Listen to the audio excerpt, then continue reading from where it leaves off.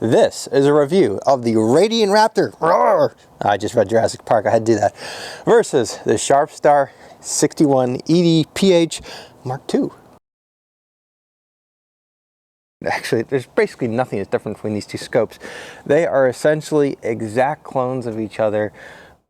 The Radian Raptor and the Sharpstar, they are made by the same company, by the way. They're made by a Chinese company who has been around since about 2000.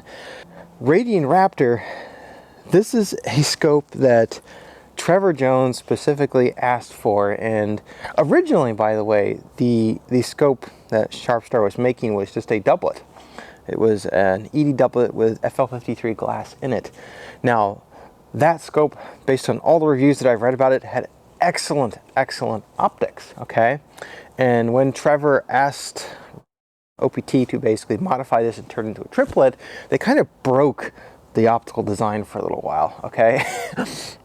Their chromatic aberrations in these scopes was a big deal for the first production batch. In the description down below, I'm going to link to a website. It's a German website, and if you can read German, the guy does a side-by-side comparison optically between the older doublet version and the newer triplet version that OPT and Trevor made. And I'm not sure if they're using the broken triplet version or the fixed one.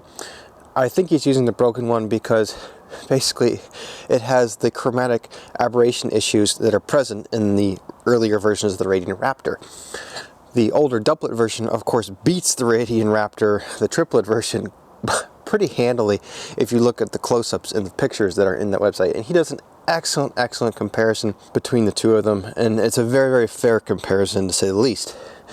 Now, the guy is a little bit brutal to Trevor Jones. He calls Trevor Jones an outright liar, which, no, I don't think Trevor's lying to anybody. It just, you know, Trevor's not an engineer, okay? I'm sure if Trevor looked at the drawings of this thing, he wouldn't be able to quite discern a couple of things that the guy calls him out for. So, yeah, give Trevor a break. Okay, I think that was his honest assessment of the Radian Raptor.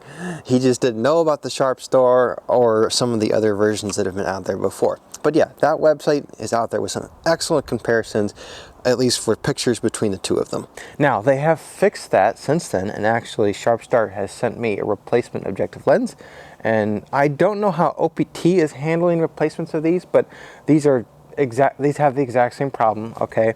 And that's that they have chromatic aberrations in the blue spectrum.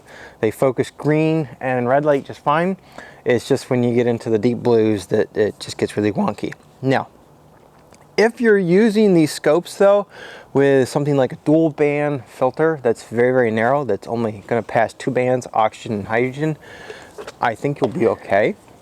I've seen plenty of good results from them, and basically that's because it's keeping you away from that blue light that's kind of not being focused correctly.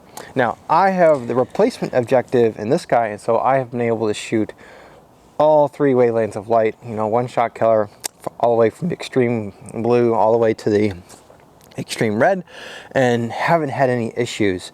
So I think going forward, like all the ones that you're going to be purchasing, you know, in late 2021 and into 2022 and so forth, you're not going to be seeing this issue creeping up anymore.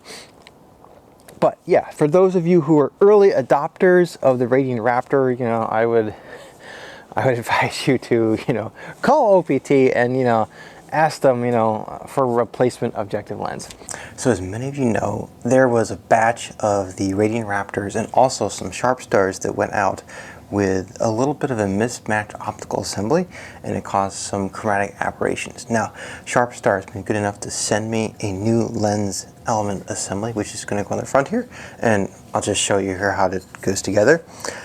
What you're going to need is a little blow bottle, some electrical tape, we'll get in a second, under that, and just a pair of scissors. Now, to get this from Sharpstar, basically what I did is I sent them a picture of what I was getting, and the histogram is essentially what showed that the blue channel was shifted off from the other 2 channels, the green channel and the red channel. And they quickly sent me this, which came in about a week. It just comes in a little blue box, and then in here See, this is the new lens cell. And there it is right there. We'll set that aside for now. We need to get the old one off first. You know, this could not be easier. So basically what I'm going to do is I'm going to hold on to the red ring and just screw off the lens hood. Like so. Just like that. And then you just grab onto the objective lens. And voila, that comes out just like that. Super, super easy. With the original objective lens, this laser engraved ring, pull that out like so. That's simple enough. Set that aside. Get the new one.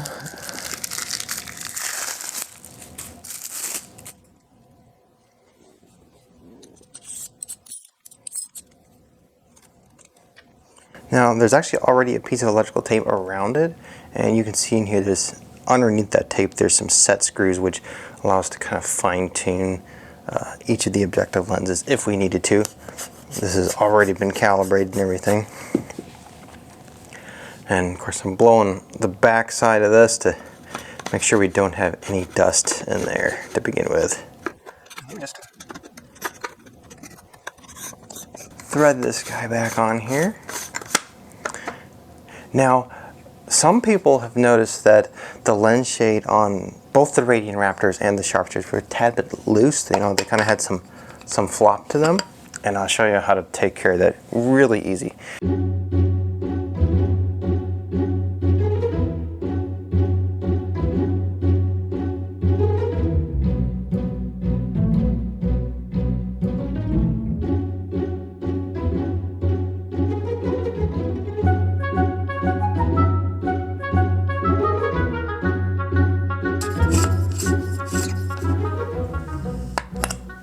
So that it doesn't have any of that wobble anymore. It's nice and stiff now. Actually, when you pull it all the way forward, it'll stay there. It won't slide back down on you. So there you go. That was super easy.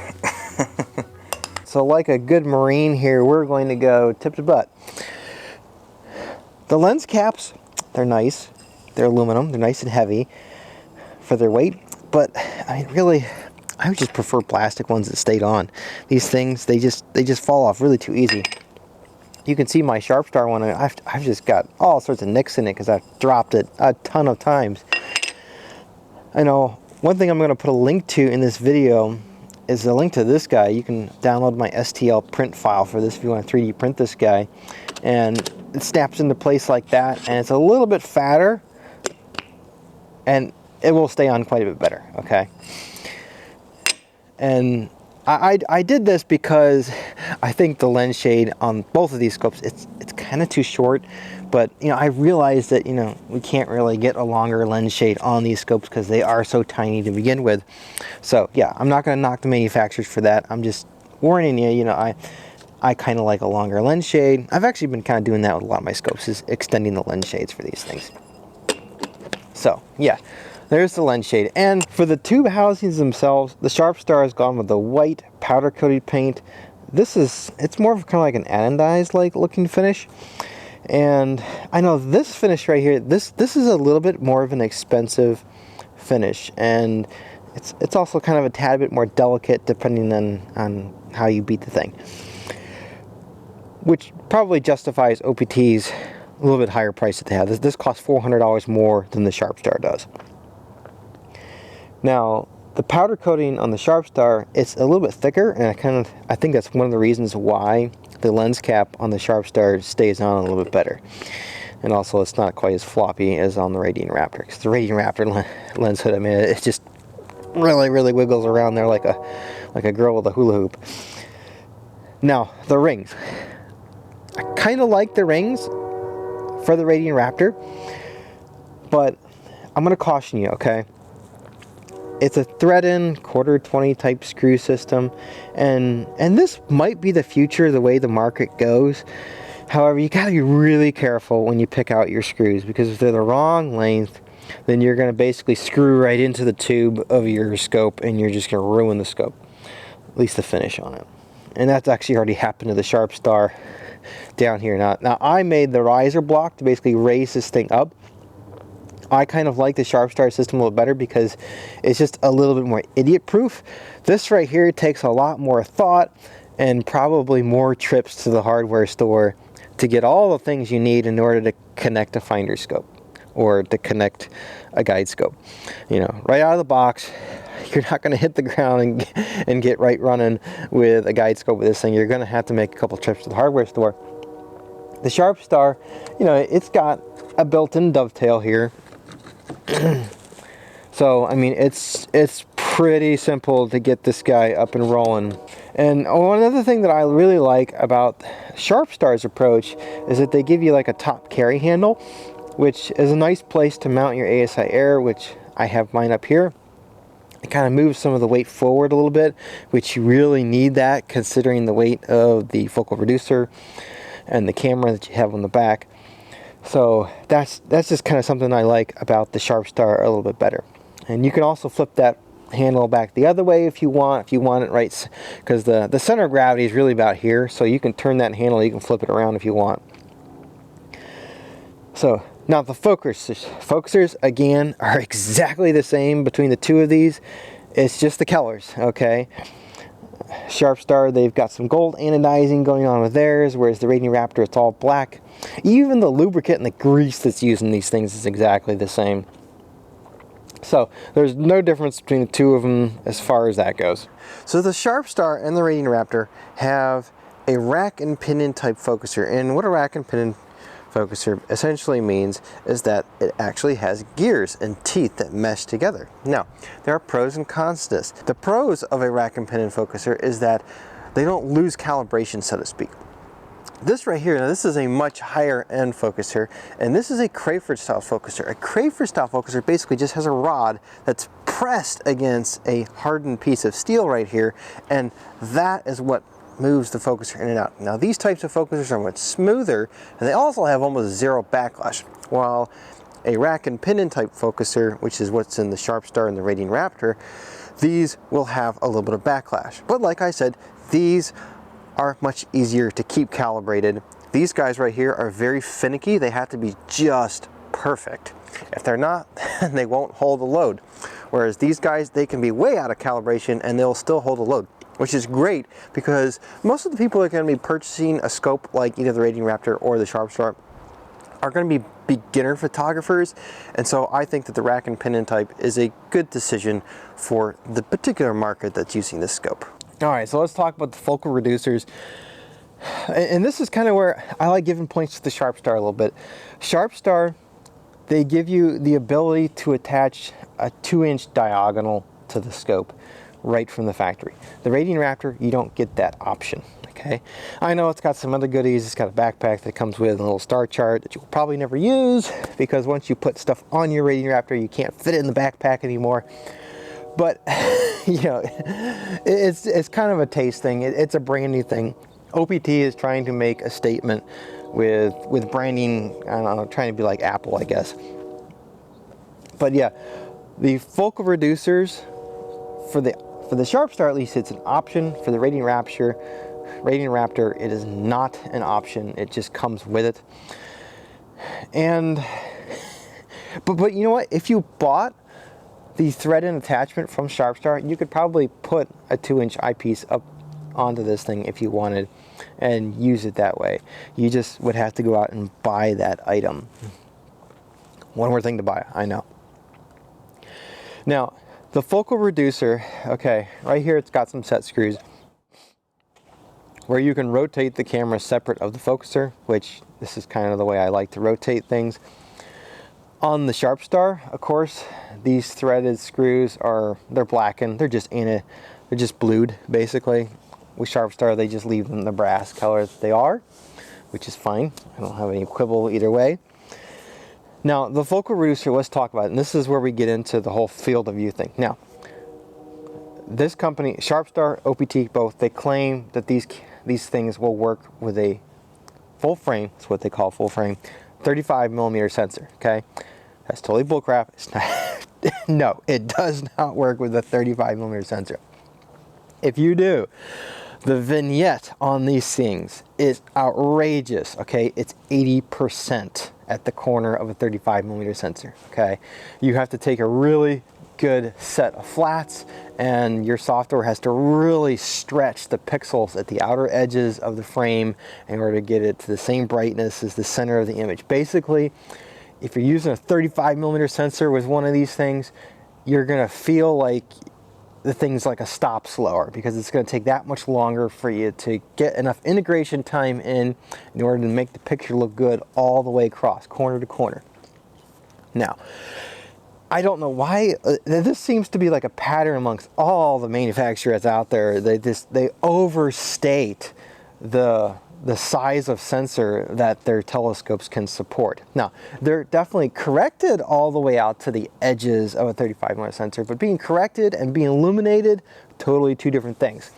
And for me, I would recommend APS-C or 4/3 sensors, okay, or 1-inch sensor, something like that. Anything APS-C and smaller is going to work with these scopes just fine. 35mm, oh, you're asking for trouble. It's going to be hard to get calibration right. It will, okay, these scopes are very easy to use for astrophotography, but if you're using a big sensor with them, it's going to make your life hard. The Vixen Reel that comes with both the Radian Raptor and the Sharpstar, pretty much everybody's going to agree that they're too short.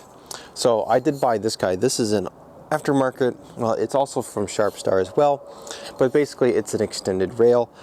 I will warn you though that the Sharpstar version, this groove right here, this inset for the bolts, is a lot deeper than the one that comes with it. So if you use the same screws, just be warned, you might go into the actual tube itself of the scope.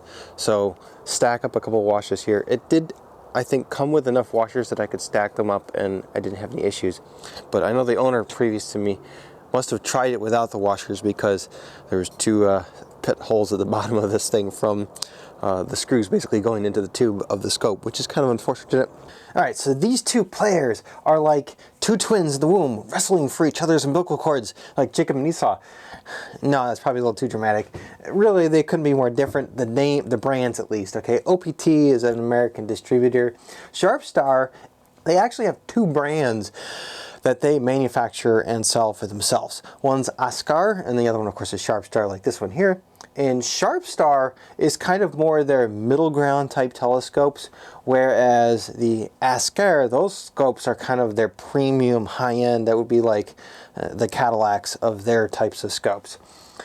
Now, the Radian Raptor, of course, is just a rebranded Sharpstar. It has a few little differences in the rings, but other than that, I mean, they're completely the same, like I said over and over again. So here's my end report. Which one would I buy? Oh, I would buy the Sharpstar just because it's, you know, it's $400 cheaper. And there's a lot of things about the Sharpstar that I like. I like the carry handle. I like the fact that it's ready to go with the guide scope. You know, there's just the Radian Raptor. I think there are people that would want to buy this, especially those who kind of want the prestige of the name. You know, certainly this is a better, these guys have better marketing, so to speak. You know, the name, it sounds pretty cool. Radian Raptor. You know, it's a dinosaur, and it's a meat eater too. But I don't, all kidding aside, you know, my vote would be for a Sharpstar, of course. But, you know, should you buy a scope like these, you know, regardless of which decision you make, you know, absolutely. I think that these scopes are awesome. Okay, they are so easy to use. I know I bought the Sharpstar for my wife to kind of get her into astrophotography, and it is such a pleasure to use this little scope. It's long enough that you can get plenty of deep sky objects in there, but at the same time it's nice and fast, and that makes capturing images very, very easy. And also it's so small and light. And I know on the side-by-side rail here, this is a pretty significant setup like this, but you know, when it's just by itself on the Ioptron ZEQ 25 that I have, you know, it's a nice little light scope. And actually both of these mounted on my bigger mount, my Ioptron 45 Pro. You know, I was out this morning and I had one of my infant daughters strapped to my chest because she wouldn't sleep. So I took her outside with me, wrapped her up really good, and even with her strapped to my chest, I could pick up my scope with these guys on here and take it out and set it up. No problem at all, because, you know, they're small and they're light and they're easy to use. You know, don't get a scope that's big. These are great starter scopes. You know, if you're looking for your first scope, absolutely a 60mm scope like one of these is an excellent, excellent choice. I cannot emphasize that enough. Now, the Sharpstar brand, I know there isn't a lot of knowledge out there yet about these guys, because, you know, they've only been making scopes for about 5 years now that they've sold under their own brand.